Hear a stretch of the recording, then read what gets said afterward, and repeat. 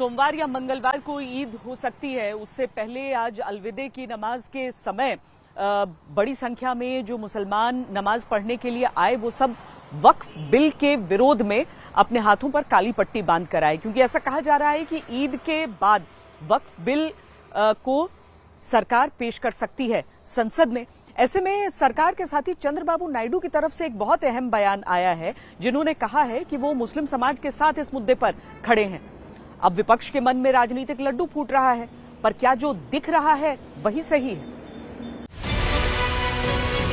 आपकी नीयत एक ही है कि मुसलमानों से उनकी जायदादों को छीन लिया जाए। हम इस बिल को कबूल नहीं करेंगे। वक्फ तरमीम बिल की पूरे हिंदुस्तान लेवल पे मुखालफत करना है। कोई भी ऐसा रद्द-बदल नहीं होना चाहिए जो कि जिससे कि वक्फ प्रॉपर्टीज डेंजर जोन में आए।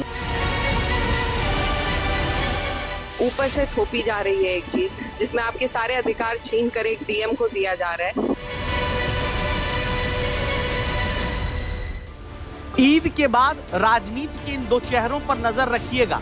एक है नीतीश कुमार, दूसरे चंद्रबाबू नायडू। ईद के बाद एनडीए सरकार के इन्हीं दो एन फैक्टर के साथ बहुत कुछ जुड़ा है, क्योंकि बीजेपी को भले मुस्लिम वोट नहीं देते, लेकिन नीतीश नायडू की राजनीति में मुस्लिम वोट का अहम हिस्सा है। और पटना में वक्फ बिल के खिलाफ हुए प्रदर्शन के दौरान जोर इसी बात पर रहा कि नीतीश कुमार और चंद्रबाबू नायडू इस बिल का समर्थन करना बंद कर दें। आप हमसे हमारा वोट मांगते हो, आप हमारी हिमायत करते हो, आप हमारी बात करते हो, लेकिन जब हमारे अस्तित्व की बारी आएगी, जब हमारे धर्म पर हमले की बारी आएगी, जब हमारे काटने और मारने की बारी आएगी, उस वक्त आप मौन हो जाओगे, उस वक्त आप चुप हो जाओगे। यह क्या तमाशा? बस इसी को आईना दिखाने हम आए। नीतीश कुमार की एक छवि थी कि सेकुलर नेता है, उनका अग्नि परीक्षा है। अगर वो इस परीक्षा में पास हो जाते हैं, मोदी सरकार से वो अपने आप को मोड़ लेते हैं, अगर सपोर्ट नहीं करते हैं तब तो ठीक है, वरना उनका ये लास्ट परीक्षा है। नीतीश कुमार ने तो फिलहाल इन आवाजों के आगे खामोशी अख्तियार कर रखी है, लेकिन चंद्रबाबू नायडू आंध्र प्रदेश में ऐसा बोले हैं जिससे वक्फ बिल पेश होने से पहले विपक्ष को लगने लगा खेल पलटेगा।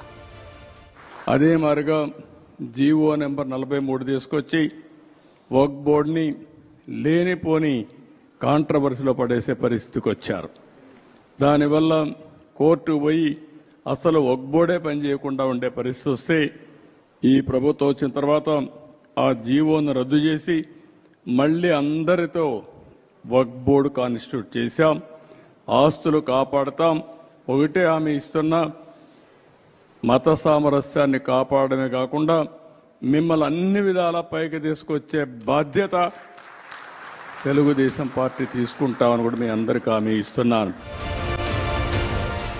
चंद्रबाबू नायडू जैसे ही ये कहते हैं कि वक्फ संपत्तियों को कोई आंच नहीं आने देंगे, टीडीपी अल्पसंख्यकों के हक में खड़ी है और वक्फ बोर्ड से जुड़े आदेश को रद्द किया है, विपक्षी नेता खुश हो जाते हैं।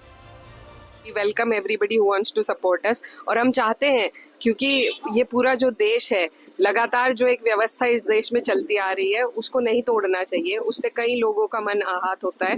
और जिस तरीके से वक्फ की प्रॉपर्टी पे कब्जा करने के लिए अगर ये बिल एक सही इंटेंशन से लाया जाता, तो पहले कम्युनिटी के जो लीडर्स थे उनको कॉन्फिडेंस में लिया जाता, उनके सजेशंस लिए जाते।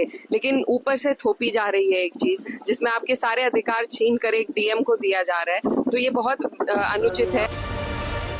नायडू के बोल पर नजर इसलिए भी रखना जरूरी है क्योंकि बीजेपी और टीडीपी के बीच देखें तो बीजेपी के कई नेता जहां आबादी नियंत्रण कानून की मांग करते रहे, वहां चंद्रबाबू नायडू की सरकार राज्य में जनता से ज्यादा बच्चे पैदा करने की बात कहती है।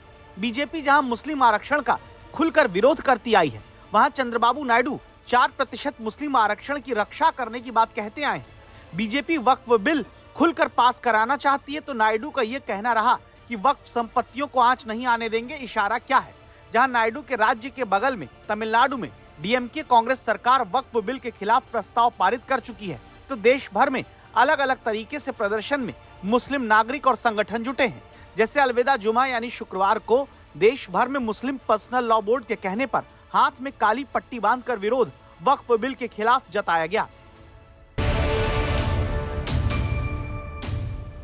अब क्या इन दबावों के बीच चंद्रबाबू नायडू जो मुस्लिमों के साथ अहित न होने देने की बात कह रहे हैं वो कुछ अलग फैसला कर सकते हैं, खासकर इसलिए भी क्योंकि आंध्र प्रदेश में चंद्रबाबू नायडू के गठबंधन को 30% से ज्यादा मुस्लिमों का वोट अभी हाल के लोकसभा विधानसभा चुनाव में मिला है। वक्फ की जायदादों पर अपने जालिम लोगों को बिठा दो, ये इनका असली मकसद है। इस कानून के खिलाफ हमको सदा एहतजाज बुलंद करना पड़ेगा।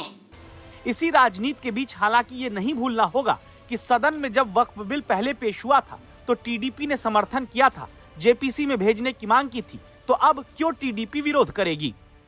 If you have noticed the whole WACC JPC, which I am a member also, we made sure that the feelings of Muslim community is taken into account, and we made sure that whatever their religious beliefs are to be taken into account, and we made those observations in all the work board meetings, and based on those observations we moved few amendments also, and out of 3 amendments got accepted by the government, and it's been incorporated into the report also. फिलहाल कुछ ऐसा ही stand Nitish Kumar की party की तरफ से भी सामने आता है। उन लोगों की जो चिंताएं थी उसमें हम लोगों को जो सही लगा उसके बारे में हम लोगों ने जेपीसी को बाजाबता विधिवत जानकारी दे दी है कि यहाँ के जो अल्पसंख्यक समाज के लोग हैं उनके मन में ये चिंता है, इन चिंताओं का ख्याल रखा जाए। यानी अभी तो यही लगता है कि नायडू और नीतीश वक्फ बिल के साथ ही खड़े नजर आएंगे, लेकिन ईद के बाद भी क्या यही होगा?